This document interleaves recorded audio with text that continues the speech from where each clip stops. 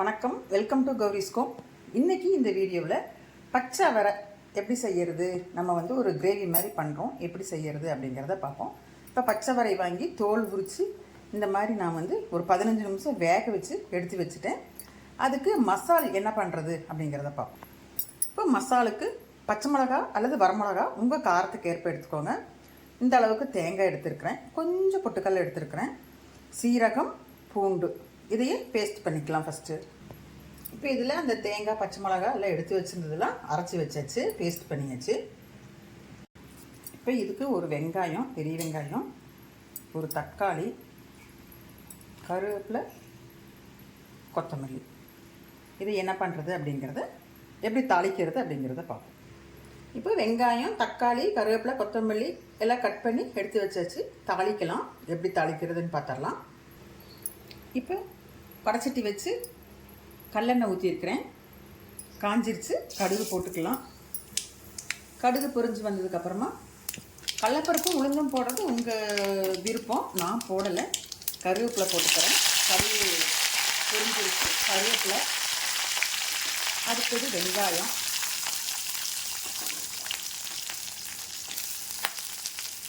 வெங்காயம் போட்டு அதை கொஞ்சம் நல்லா வதங்க விடலாம். இப்போ வெங்காயம் கொஞ்சம் கலர் மாறிடுச்சு பாருங்கள். இப்போ தக்காளி போட்டுக்கலாம்.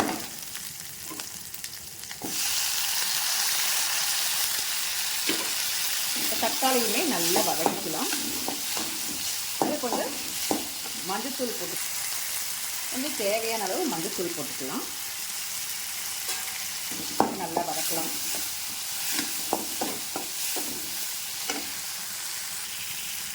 தேவையான அளவு உப்பு போட்டுக்கலாம். நான் வேகும் போதே கொஞ்சமாக உப்பு போட்டுருந்தேன், அதனால் கொஞ்சமாக போட்டுக்கிறேன். உங்களுக்கு எவ்வளோ தேவைப்படுதோ அப்படி நீங்கள் போட்டுக்கலாம்.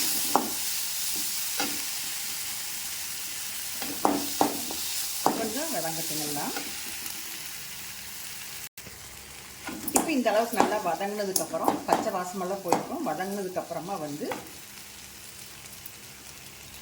இந்த கிரேவி அப்படியே அரைச்சி வச்சுருக்கிற அந்த தேங்காய் பேஸ்ட்டை ஊற்றிடலாம். நல்லா அந்த இதில் மிக்சியில் இருக்கிறதெல்லாம் நல்லா தண்ணி கலந்து ஊற்றிக்கோங்க. இப்போது இது நல்லா தண்ணி கலந்து கொதிக்க விடுவேன். ஒரு 10 நிமிஷம் கொதிக்க விடுங்க. அந்த பச்சை வாசம் போகிற வரைக்கும் கொதிக்க விடுங்க. 10 நிமிஷம் கழித்து பார்ப்போம்.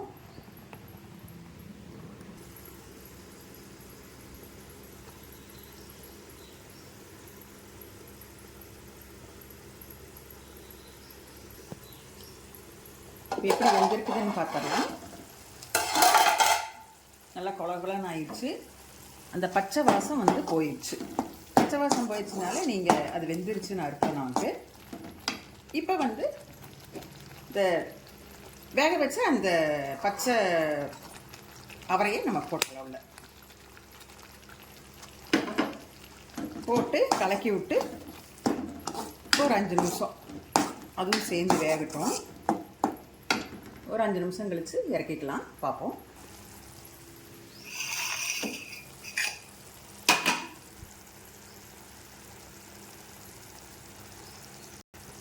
அடுப்பு சிம்மில் வச்சுட்டு கொத்தமல்லி தூவிடுங்க.